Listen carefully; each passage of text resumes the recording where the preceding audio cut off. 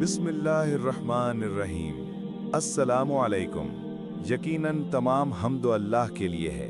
हम उसकी हम्द बयान करते हैं, उसी से मदद तलब करते हैं और अपने गुनाहों की मग़फ़िरत मांगते हैं। नफ्स अमारा और बुरे अमाल के शर से उसकी पनाह चाहते हैं। जिसे अल्लाह हिदायत अता फरमाए उसे कोई गुमराह नहीं कर सकता, और जिसे वो गुमराह कर दे उसका कोई हादी नहीं।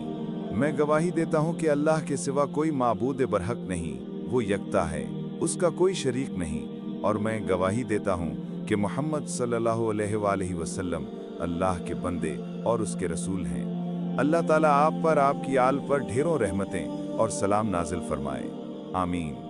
अल्लाह ताला इस वीडियो को देखने वाले मेरे तमाम भाइयों बहनों की ज़िंदगी में बरकत अता फरमाए, रिज़्क़ में इजाफ़ा फरमाए और कभी दुख, तकलीफ़ या गम का सामना न करना पड़े। आमीन सुम्मा आमीन या रब्बल आलमीन। दोस्तों, आप भी कमेंट सेक्शन में आमीन ज़रूर लिखें। क्या पता आपके आमीन कहने से अल्लाह ताला हमारी दुआएं कबूल फरमा ले, तो आमीन लिखना ना भूलें। नाज़रीन, एक दिन हज़रत मरियम अलैहिस्सलाम ने अपने बेटे हज़रत ईसा अलैहिस्सलाम से फरमाया, बेटा, आज मेरा दिल चाह रहा है कि मैं कुछ फल खाऊं। क्या तुम मेरे लिए कुछ फल ला सकते हो? इस वक्त हज़रत मरियम अलैहिस्सलाम और हज़रत ईसा अलैहिस्सलाम एक वीरान रेगिस्तान में एक छोटी सी झोंपड़ी में रह रहे थे। माँ के हुक्म की तामील करते हुए हज़रत ईसा अलैहिस्सलाम फल लाने के लिए निकल पड़े और हज़रत मरियम अलैहिस्सलाम अकेली उस झोंपड़ी में रह गईं। इसी दौरान मलिकुल मौत हज़रत इज़राइल अलैहिस्सलाम उनके सामने हाजिर हुए। उनका डरावना रूप देखकर हज़रत मरियम अलैहिस्सलाम खौफज़दा हो गईं और घबराते हुए फरमाया, आप कौन हैं और किस मकसद से यहाँ आए हैं? हज़रत इज़राइल अलैहिस्सलाम ने फरमाया, मैं इज़राइल हूँ, अल्लाह ताला के हुक्म से आपकी रूह कब्ज़ करने आया हूँ। दुनिया में आपका वक्त मुकर्रर हो चुका है, अब आपको आखिरत के सफ़र के लिए तैयार हो जाना चाहिए। हज़रत मरियम अलैहिस्सलाम मलिकुल मौत की बात सुनकर गमगीन चेहरे के साथ अर्ज़ करने लगीं, ऐ मलिकुल मौत, मुझे कुछ वक्त की मोहलत दे दीजिए। मैंने अपने जान से भी अजीज़ बेटे को फल लाने के लिए भेजा है, वो कुछ ही देर में वापस आ जाएगा। मैं इस दुनिया से रुखसत होने से पहले बस एक बार उसे देखना चाहती हूँ, उसे अलविदा कहना चाहती हूँ और जाते जाते उसे कुछ नसीहत करना चाहती हूँ। जब वो वापस आ जाए फिर आप मेरी रूह कब्ज़ कर लीजिए। मेरे इस काम में एक लम्हे की भी देर की इजाज़त नहीं है। अल्लाह रब्बुल आलमीन ने हर जान के लिए मौत का एक मुकर्रर वक्त तय कर दिया है। हर शख्स को उसी वक्त पर इस दुनिया से जाना होता है। ना मैं इसे आगे बढ़ा सकता हूँ और ना ही टाल सकता हूँ। अल्लाह ताला के हुक्म के मुताबिक मुझे अभी और इसी वक्त आपकी रूह कब्ज़ करनी होगी। हज़रत इज़राइल अलैहिस्सलाम की बात सुनकर हज़रत मरियम अलैहिस्सलाम बोल उठीं, मैं मौत से नहीं डरती और ना ही अल्लाह के हुक्म की नाफरमानी करने वाली हूँ, मगर अफसोस इस बात का है कि मैं आखिरी वक्त में अपने बेटे से एक लफ्ज़ भी ना कह सकी और उसे एक बार देख भी ना सकी। खैर, अल्लाह ताला जो कुछ भी करता है बेहतर करता है। अपने बंदों की भलाई के लिए ही अल्लाह जो कुछ करता है बेहतर करता है। इसके बाद हज़रत मरियम अलैहिस्सलाम ने हज़रत इज़राइल अलैहिस्सलाम को अपनी रूह कब्ज़ करने की इजाज़त दे दी। मलकुल मौत ने अल्लाह के हुक्म से उनकी रूह कब्ज़ कर ली और उनकी ज़िंदगी का सफ़र मुकम्मल हो गया। उनका पाक जिस्म झोंपड़ी में सुकून के साथ पड़ा रह गया। कुछ ही देर बाद हज़रत ईसा अलैहिस्सलाम जंगल से फल लेकर वापस लौटे। जब उन्होंने अपनी वालिदा को खामोश लेटा हुआ देखा तो ये समझे कि वो आराम कर रही हैं, लिहाजा उन्होंने उन्हें परेशान नहीं किया। मगर जब काफ़ी देर तक कोई हरकत ना हुई तो उन्होंने अपनी माँ को हिलाया।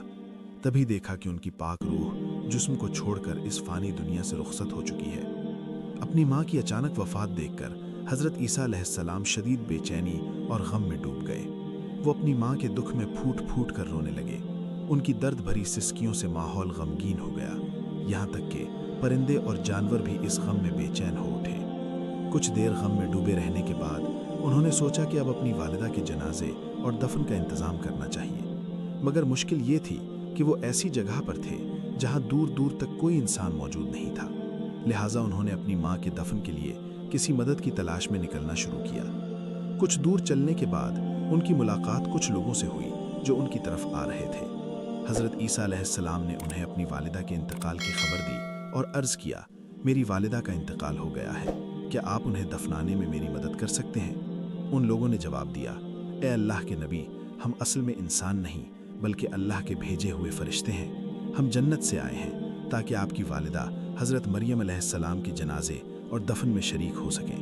ہم ان کے کفن، خوشبودار عطر اور دفن کا سارا ضروری سامان ساتھ لائے ہیں۔ اس کے بعد حضرت عیسیٰ علیہ السلام نے فرشتوں کی مدد سے اپنی والدہ کا جنازہ اور دفن کی تقریب مکمل کی۔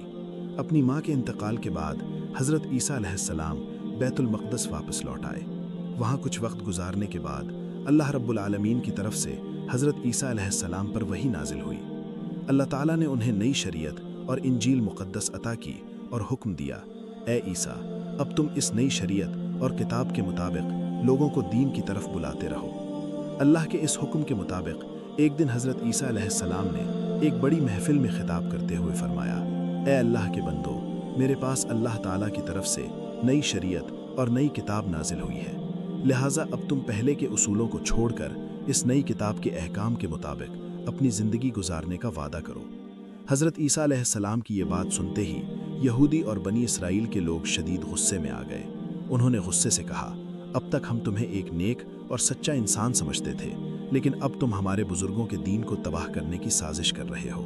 تم نے خود ایک نئی شریعت گھڑ لی ہے اور اب اسے ہم پر تھوپنے کی کوشش کر رہے ہو، لیکن یاد رکھو ہم تمہاری اس سازش کو کبھی کامیاب نہیں ہونے دیں گے۔ اگر تم نے اپنی یہ تحریک بند نہیں کی تو ہم مجبور ہو کر تمہیں قتل کر دیں گے۔ حضرت عیسیٰ علیہ السلام نے ان کے الزامات اور دھمکی کا جواب دیتے ہوئے فرمایا، تم لوگ مجھے قتل کی دھمکی دے رہے ہو؟ یہ میرے لیے کوئی معنی نہیں رکھتا۔ میں اللہ کا ایک نبی ہوں اور نبی ہونے کے ناطے میری ذمہ داری ہے کہ میں لوگوں کو حق کے راستے کی طرف بلاؤں۔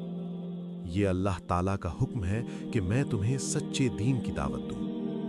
میں تمہیں تہہ دل سے اس دین کو قبول کرنے کی دعوت دیتا ہوں، ورنہ یاد رکھو اگر تم حق سے منہ موڑتے ہو تو تم پر بھی وہی عذاب نازل ہوگا جو اس سے پہلے کی گنہگار قوموں پر آ چکا ہے۔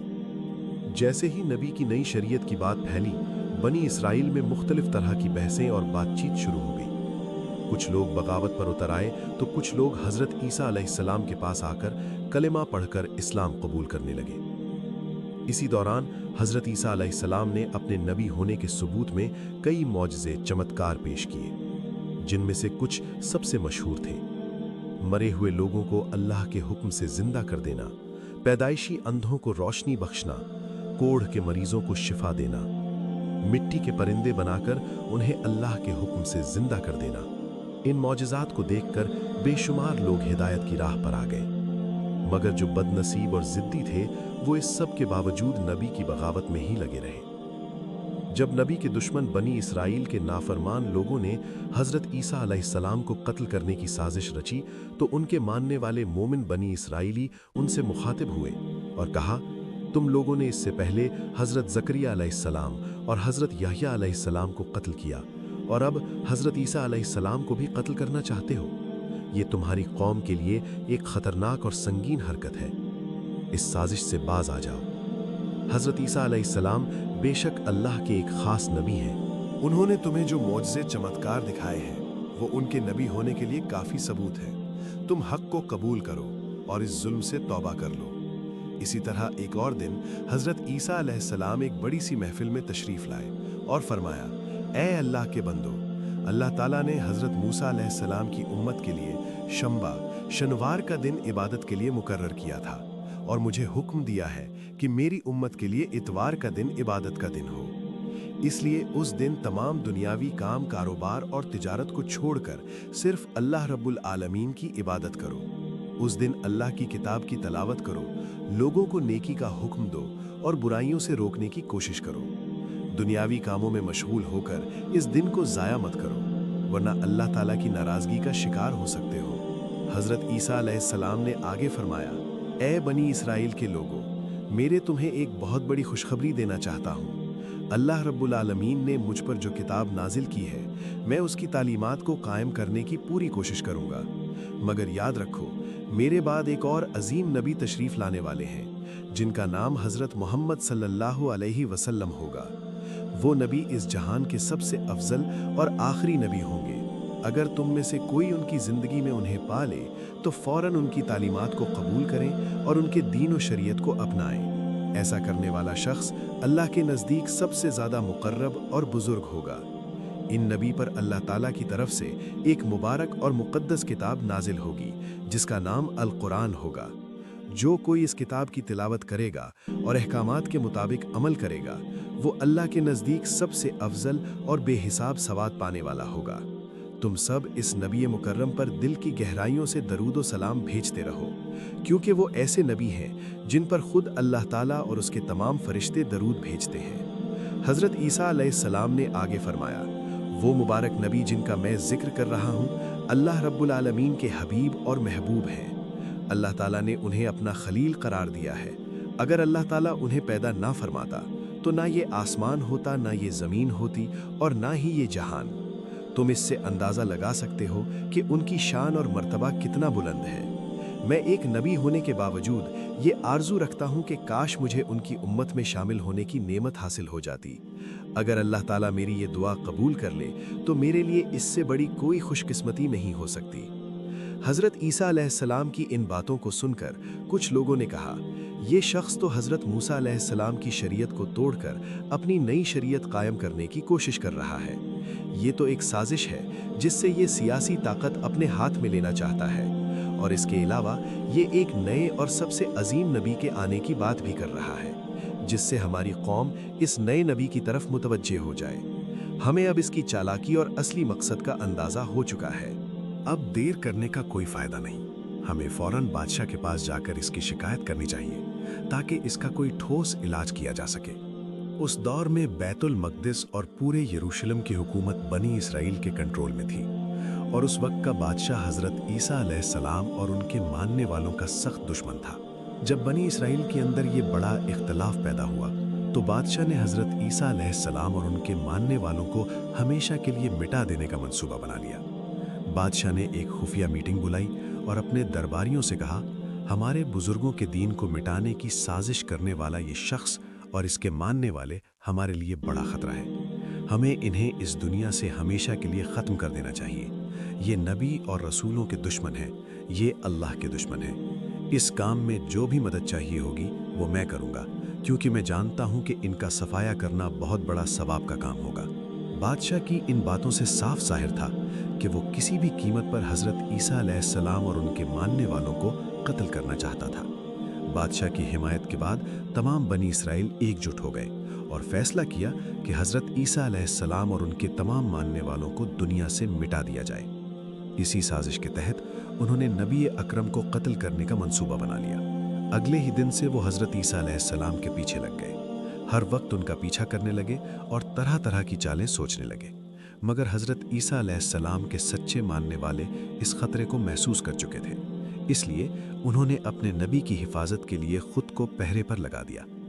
जब बनी इसराइल ने देखा कि नबी के जानिसार हर वक्त उनके साथ रहते हैं तो उन्होंने एक नई चाल चली। उन्होंने सोचा, क्योंकि नबी के साथी बग़ैर हथियार के होते हैं, इसलिए पहले उन पर हमला करके उन्हें कत्ल कर दिया जाए, फिर हज़रत ईसा अलैहिस्सलाम को भी शहीद कर दिया जाएगा। एक दिन हज़रत ईसा अलैहिस्सलाम अपने साथियों के हमरा एक जगह ऐनुल मालो मकान में, जो कि एक महफूज जगह थी, क़याम फरमाया। वो मकाम पुरसुकून था, मगर बाहर ख़तरा बहुत बढ़ चुका था। जब बनी इसराइल के सरदारों को ये खबर मिली कि हज़रत ईसा अलैहिस्सलाम इस मकान में मौजूद हैं, तो वो गुस्से और जलाल में आग बबूला हो गए। उन्होंने अपने सिपाहियों के साथ मिलकर हज़रत ईसा को गिरफ्तार करने का मंसूबा बनाया और उसी वक्त उस मकान को चारों तरफ से घेर लिया। सिपाहियों ने ज़ोर ज़ोर से दरवाज़ा खटखटाया, शोर मचाया और आखिरकार उनमें से एक सिपाही कत्ल की नीयत से अंदर दाखिल हुआ। मगर ठीक उसी लम्हे अल्लाह ताला ने अपना एक फ़रिश्ता भेजा। वो फ़रिश्ता हज़रत ईसा अलैहिस्सलाम के पास आया और अल्लाह का पैगाम दिया, ए ईसा, मैं तुम्हें अपनी तरफ उठा रहा हूँ और तुम्हें काफिरों से बचा लूँगा। और फिर एक बड़ा मोजज़ा हुआ। हज़रत ईसा अलैहिस्सलाम को जिंदा होशो हवास की हालत में जिस्म और रूह के साथ आसमान की तरफ उठा लिया गया, और जो सिपाही अंदर आया था, अल्लाह ताला ने उसी पर हज़रत ईसा अलैहिस्सलाम की सूरत डाल दी। जब वो बाहर निकला तो बनी इसराइल के सिपाहियों और सरदारों ने उसे देखा और समझ बैठे कि यही हज़रत ईसा है। उन्होंने उसी शख्स को गिरफ्तार कर लिया और बुरी तरह मारना शुरू कर दिया। वो कुछ समझ ही नहीं पाया कि आखिर उसके साथ हो क्या रहा है। इसी दौरान यहूद का सरदार चीखते हुए कहने लगा, भाइयों, ये तुम क्या कर रहे हो? मुझे क्यों मार रहे हो? मैं तुम्हारा सरदार हूँ, मैं खुद ईसा को ढूंढता फिरा मगर वो कहीं नहीं मिले, तो क्या अब तुम मुझे ही मार डालोगे? यहूदियों ने उसकी बात सुनकर जोर जोर से हंसना शुरू कर दिया और कहने लगे, अगर तू हमारा सरदार है तो बता ईसा कहाँ गया? अपनी जान बचाने के लिए अब कितने बहाने बनाएगा? तेरी चिकनी चुपड़ी बातों में हम आने वाले नहीं, आज हम तुझे कत्ल करके ही दम लेंगे। उसे इस बात का बिल्कुल इल्म नहीं था कि उसका चेहरा बदल चुका है और वो हूबहू हजरत ईसा अलैहिस्सलाम जैसा दिखने लगा है। घबराहट में वो फिर चिल्लाने लगा, भाइयों तुम लोग गलती कर रहे हो, मैं तुम्हारा ही सरदार हूँ। जिसे कत्ल करने के लिए हम यहाँ आए थे वो तो यहाँ है ही नहीं, मुझे लगता है वो कोई जादूगर है। मगर कौन सुनने वाला था? यहूदियों ने अपने ही सरदार को पीट पीट कर बेहोशी की किनारे तक पहुंचा दिया। वो कहता रहा, बनी इसराइल के लोगों, खुदा की कसम मैं ही तुम्हारा सरदार हूँ, मुझे नहीं पता कि मेरी शक्ल कैसे बदल गई। अगर तुम्हें मैं हजरत ईसा जैसा नजर आ रहा हूँ तो यकीनन ये अल्लाह रब्बुल आलमीन की कुदरत है। मुझे अब यकीन हो गया है कि हजरत ईसा अलैहिस्सलाम अल्लाह के सच्चे नबी हैं और अल्लाह ने उन्हें महफूज रखने के लिए अपनी कुदरत का करिश्मा दिखाया है। जब यहूदी सरदार ने हजरत ईसा को अल्लाह का नबी मान लिया तो बनी इसराइल के लोग और भी ज्यादा गुस्से में आ गए। उन्होंने बगैर देर किए उसे फौरन सलीब पर लटका दिया। वो सरदार चीख चीख कर कहता रहा, बचाओ बचाओ, मगर कोई सुनने वाला नहीं था। आखिरकार उन्होंने उसे सलीब पर चढ़ाकर उसकी जान ले ली। इस मंजर को देखने के लिए वहां भारी भीड़ जमा हो गई थी। जब सरदार की मौत हुई तो लोगों में बहस छिड़ गई। कुछ कहने लगे, ये हजरत ईसा नहीं थे बल्कि हमारे सरदार थे, तो कुछ बोले, नहीं, हमने तो खुद हजरत ईसा को कत्ल किया है। यहूदी आपस में लड़ने लगे, तलवारें निकल आईं और उनमें बड़ा फसाद शुरू हो गया। ज्यादातर लोग हैरान परेशान हो गए क्योंकि उन्हें समझ नहीं आ रहा था कि हकीकत आखिर है क्या। ये सब कुछ अल्लाह रब्बुल आलमीन की कुदरत का करिश्मा था। उन्हीं हालात को देखकर हजरत ईसा अलैहिस्सलाम की गैर मौजूदगी में बहुत से लोगों ने उन पर ईमान ले आया। उन्होंने कलमा पढ़ा और हजरत ईसा अलैहिस्सलाम की शरीयत के मुताबिक जिंदगी गुजारने का अहद कर लिया। मगर अब सवाल ये था, हजरत ईसा अलैहिस्सलाम कहाँ हैं? इस सवाल ने सबको परेशान कर दिया। लोग उन्हें ढूंढते हुए इधर उधर भटकने लगे। कुछ लोग उनके खुलफा के पास पहुंचे और असलियत जानना चाही। खुलफा ने बताया, अल्लाह रब्बुल आलमीन ने अपने नबी को इज्जत के साथ चौथे आसमान पर उठा लिया है। हदीस शरीफ में बयान किया गया है कि क़यामत से पहले एक ताकतवर काफिर आएगा जिसका नाम दज्जाल होगा। जब दज्जाल का फितना अपने आखिरी मुकाम पर पहुंचेगा तब अल्लाह रब्बुल आलमीन हजरत ईसा अलैहिस्सलाम को दोबारा इस दुनिया में भेजेंगे, मगर इस बार वो हजरत मोहम्मद सल्लल्लाहु अलैहि वसल्लम के उम्मती बनकर आएंगे। हजरत ईसा अलैहिस्सलाम के आने के बाद वो दज्जाल को कत्ल करेंगे और मुसलमानों के साथ मिलकर एक इस्लामी निज़ाम कायम करेंगे। इस बार दुनिया में अदल और इंसाफ का दौर आएगा। हदीस शरीफ में ये भी बताया गया है कि हजरत ईसा अलैहिस्सलाम इस दुनिया में दोबारा तशरीफ लाने के बाद 40 साल तक जिंदा रहेंगे। इस दौरान वो अदल, अमन और इंसाफ का निज़ाम कायम करेंगे। फिर जब उनका इंतकाल होगा तो उन्हें रसूलुल्लाह सल्लल्लाहु अलैहि वसल्लम के रोज़ा मुबारक के पास दफन किया जाएगा। अल्लाह रब्बुल आलमीन हम सबको हजरत ईसा अलैहिस्सलाम के इस अहम वाक़या से इबरत हासिल करने और अपनी ज़िंदगी में नेक अमल करने की तौफीक अता फरमाए, आमीन। प्यारे दोस्तों, अगर आपको मेरी वीडियो पसंद आई हो तो इसे लाइक करें और मेरे चैनल को सब्सक्राइब करें। मिलते हैं अगली वीडियो में। फ़ी अमानिल्लाह।